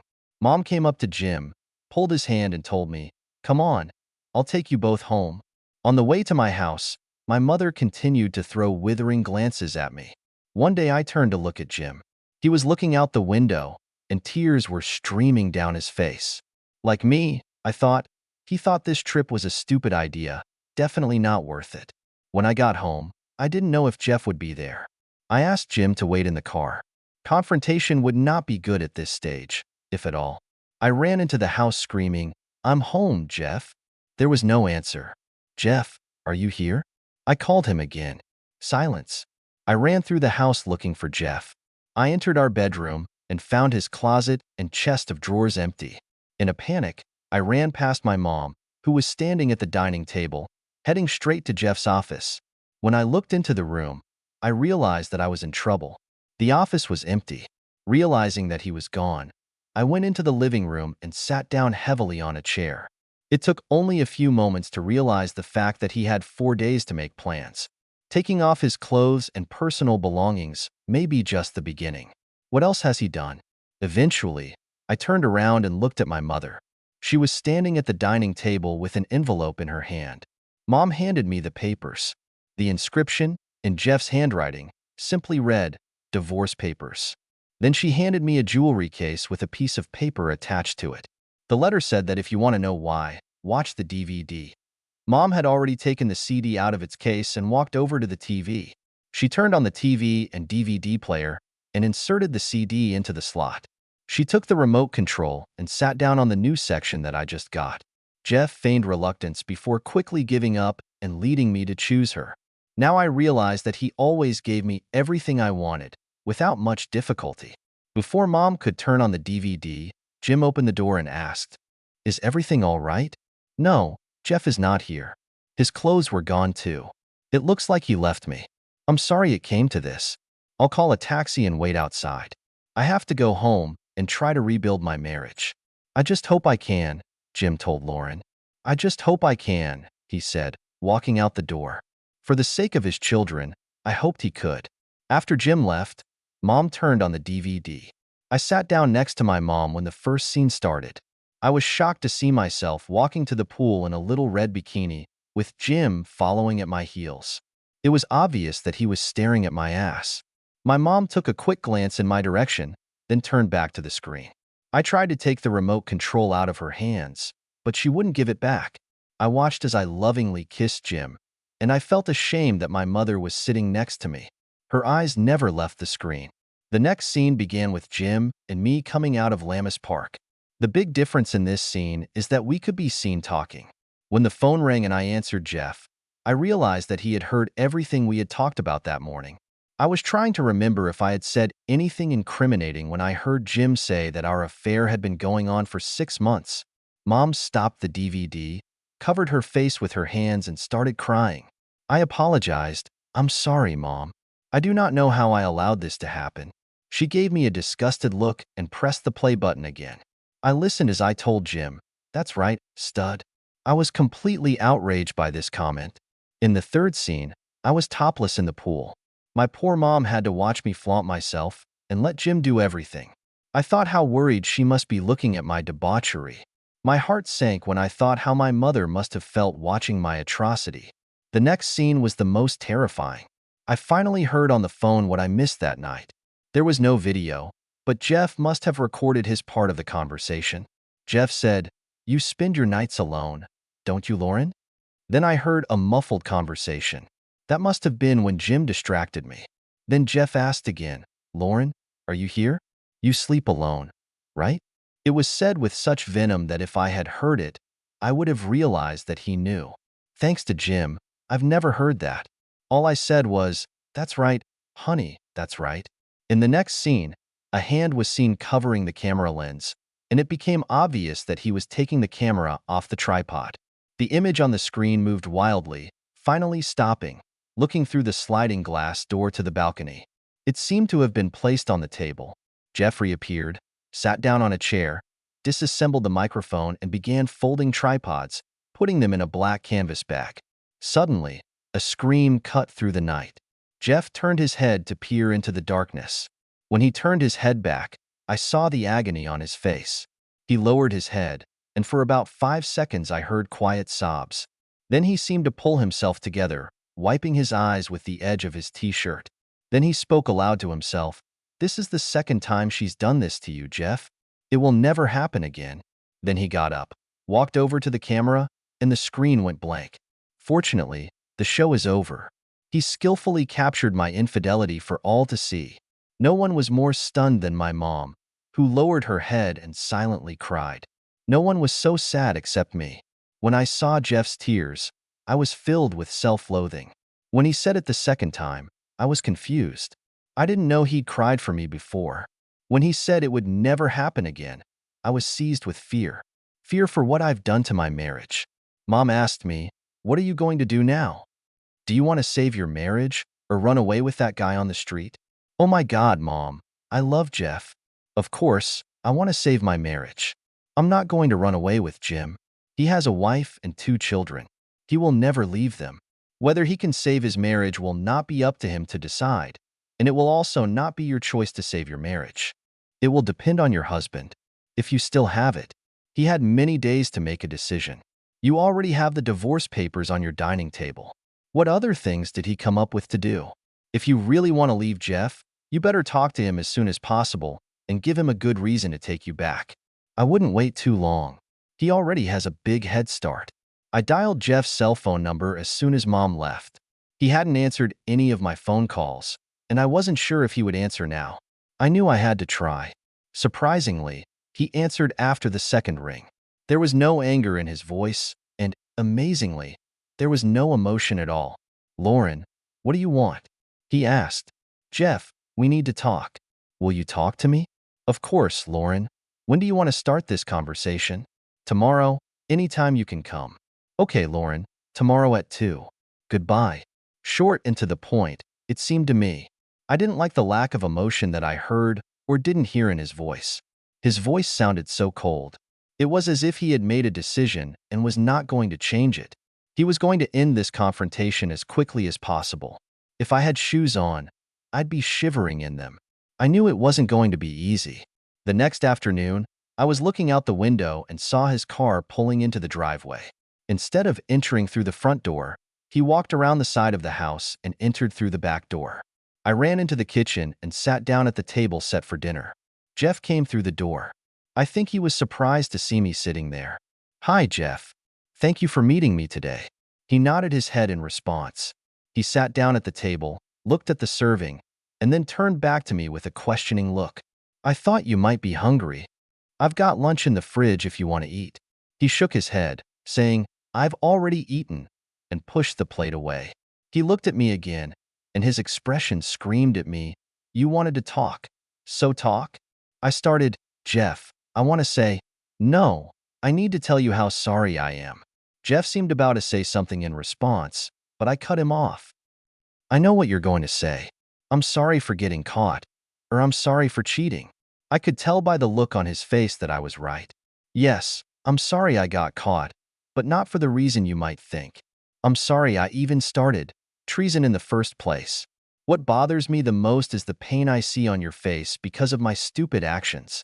The realization that I caused this tears me apart from the inside.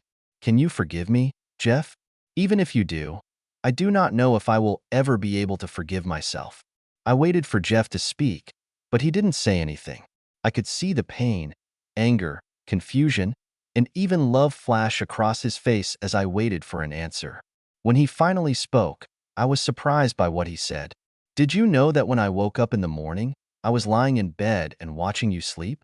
Or after I finished taking a shower, did I sit on the chair next to the bed and watch you?" I knew he was doing it. I've caught him a few times. Sometimes I would open one eye and ask, "What?" He smiled and laughed softly, coming up to me and kissing me on the forehead. "You looked so peaceful lying there, even beautiful, at least to me. I'd like to see your face.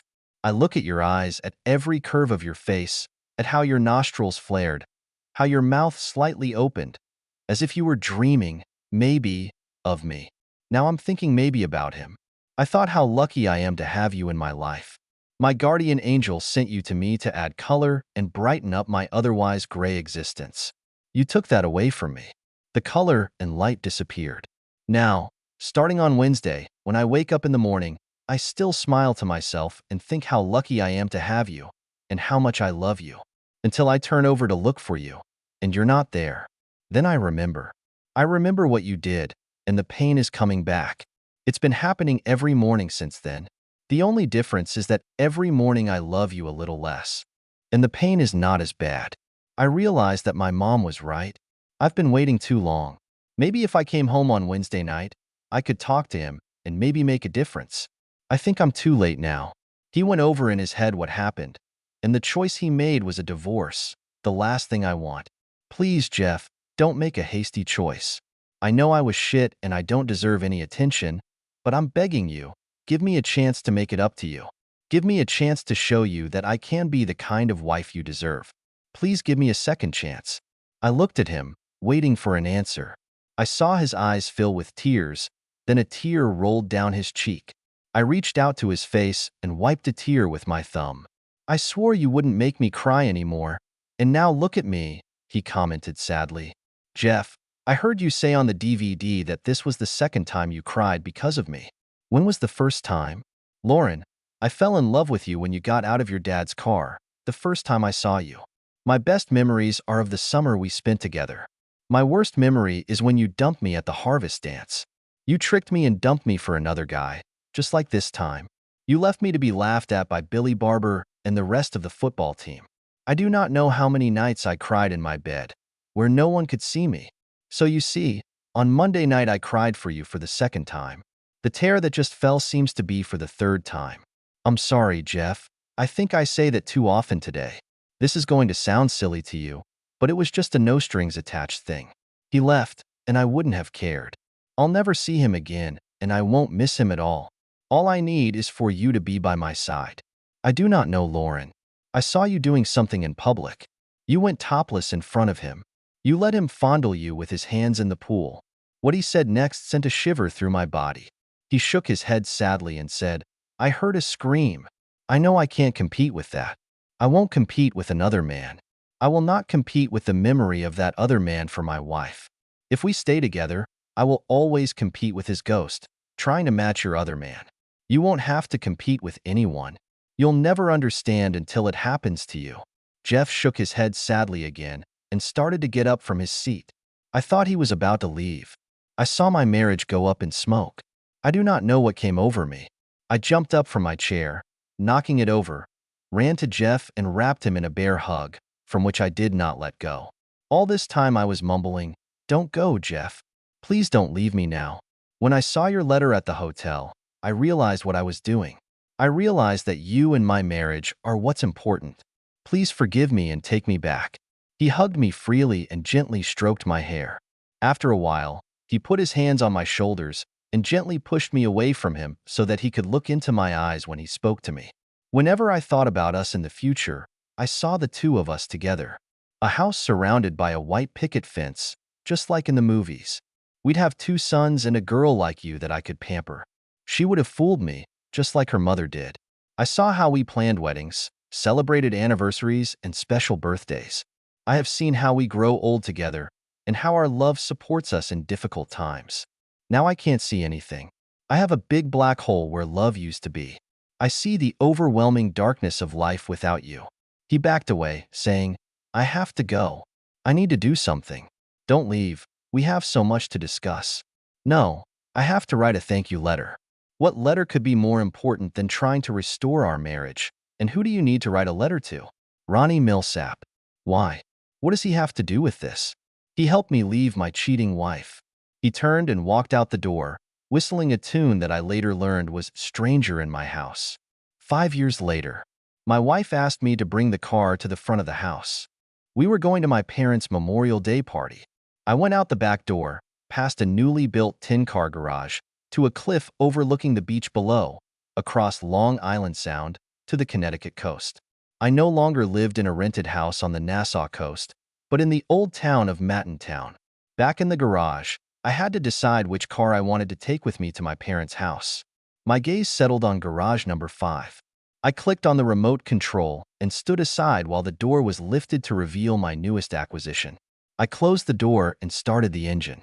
I liked the sound of the powerful refurbished Ford 390 V8 engine. When the car pulled out of the garage, I lowered the convertible top and turned onto the circular driveway in front of the house. I got out of the car and turned to look at the last object of my affection. A 1961 Ford Thunderbird convertible with shiny chrome, black paint, interior and roof. God, she was beautiful. My wife opened the door and frowned. My child and I can't ride with the top down. You'll have to pick it up. I sighed and said to Nina, okay, I'll lift it up, but with the top down it looks a lot cooler. If you ever want me to wear it with the top down again, you'd better pick it up now. My thoughts went back to the day when I first took the car and we went for a ride with the top down, and Nina lowered her top and I quickly pressed the button to lift it up. Nina smiled smugly. She knew how to use her amazing strength. I met Nina 2 months before my final divorce from Lauren. The only thing Mr. Diamond, the president of the bank, has agreed with his ex-wife is about their adopted child from Romania. Although they hated each other, they both loved this little girl. The Diamonds have set up a charity to help Romanian orphans. I knew that I was expected to participate in a $1,000 per plate fundraising event. Since I became Mr. Diamond's favorite, I was seated at his table next to his wife. There was an empty seat next to me. Before I sat down, I looked at the card on the table, and it said, "Reserved for me. Kiranova." As I sat down, I greeted Mr. Diamond with a nod and lightly kissed the former Mrs. Diamond on the cheek. I took another look at my boss because there was a mischievous smile on his face.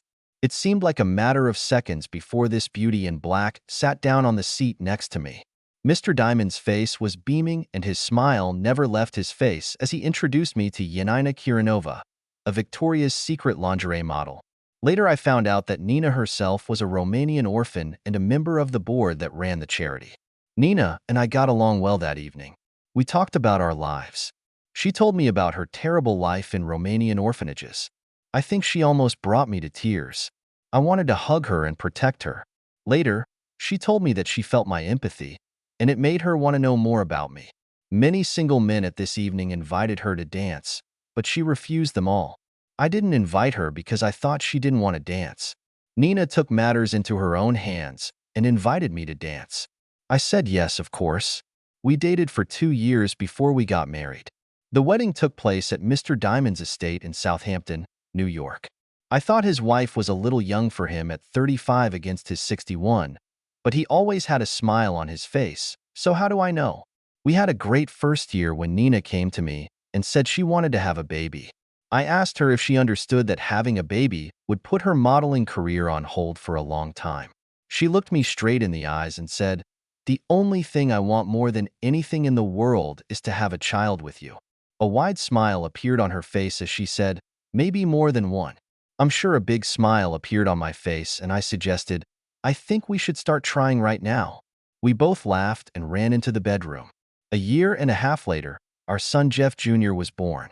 We got into the car after putting Jeff Jr. in the back seat. The only non-standard part of the T-Bird was the air conditioner I installed. I knew from experience that once Nina got dressed up, she wouldn't want anything to ruin her hairstyle. She would rather ride in the 100-degree heat than mess up a single hair. Installing an air conditioner would make it more enjoyable for both of us. When we walked into my dad's backyard, where he was frying burgers and sausages, I was shocked to see Lauren and her mom Cheryl sitting at a table and talking to my mom. Nina carried Jeff Jr. in her arms, went to the table and sat down. Mom quickly took her beloved and only grandson from Nina. I went up to Dad and asked, "What the hell are they doing here?" My dad said, "Keep your voice down. Your mom invited them. He and Cheryl have been close since Frank died. Lauren was all alone, so your mother invited her too. You know, it wasn't easy for her to get rid of that asshole Billy Barber after you two got divorced. I knew she married Billy after I met Nina. I didn't think she was that stupid. Well, she really cheated on me with that asshole Beckman. I was sure he would have divorced. Instead, his wife took him back. She really had 2 children to worry about. It should make a difference. For a long time, I hired a private investigator to keep an eye on him. Every time he was close to getting a good job, I spread rumors that he was a bad employee and he lost. This went on until he or his wife realized that I must have had a hand in his string of failures. Jane Beckman called and asked me bluntly if Jim's bad luck in getting a job was related to my revenge.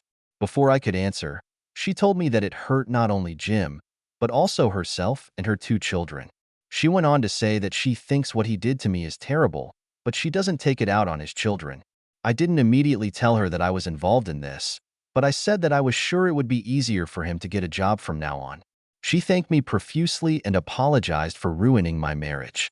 I have no idea what he's doing right now, as I let the detective walk away with all the remaining hatred I felt for him. It was actually a great relief to get rid of the luggage I was carrying. I picked up my son from Nina and greeted Lauren and Cheryl, and then went to the bench by the back door to the kitchen. A few moments later, Cheryl Schiavo sat down next to me and stretched out her arms to hug Jeff Jr. We sat quietly while she played with my 8-month-old son. Finally, she looked at me with tears in her eyes and complained, "He was supposed to be my grandson.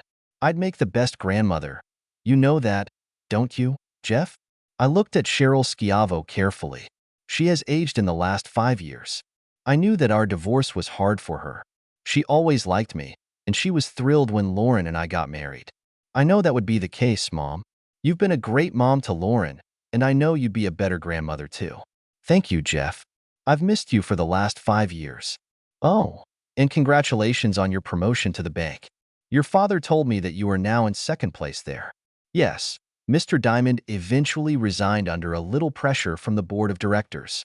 They nominated Howard Goldman to the top spot, and he took me with him to the position of executive vice president in charge of operations. Basically, if I keep my nose clean when Howard leaves, I should run for president. Jeff, Lauren wanted to talk to you, but she was afraid to come over. Can I tell her that everything is fine? Of course, Mom, I replied. It's been 5 years. I'm sure we can talk politely to each other. Lauren's mom came back to the table and spoke to her. Before she could get up, Nina came up to me and said, "Be gentle with her, Jeff. She is very fragile. Don't upset her." I nodded in agreement. Nina stepped aside as Lauren approached. "Hi, Jeff. You look good." "Hi, Lauren. You too." "Nina is beautiful, Jeff. Inside and out, and a good man. I can tell." "Thank you. I'm lucky to have 2 wonderful wives." "That's not true. I may have been attractive on the outside, but I wasn't very attractive on the inside." "That's not true. You're beautiful inside and out. You were blinded by Jim Beckman.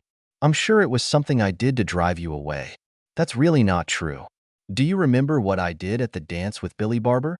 What were you doing there?" "No, it was me. There is something inside me that spoils all the good things. Something is not so beautiful. Let's change the subject. Mom told me that you got another promotion at work. I always knew that you would rise to the top. Well, a lot of good things have happened to me in the last 5 years." I looked at Nina and smiled. When I turned back to Lauren, I saw that she was also looking at Nina. She turned to me and smiled back. "Jeff, there is one thing that I need to clarify from that time, 5 years ago. I didn't want to go there, but she raised the issue. It was a phone conversation in which I called you a jerk. I want you to know that this was the first time I called you that. To this day, I do not know why I did it.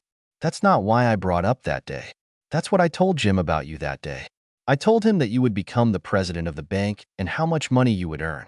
I realized that it sounded like I only wanted to be with you for the money. That's not what I meant at all.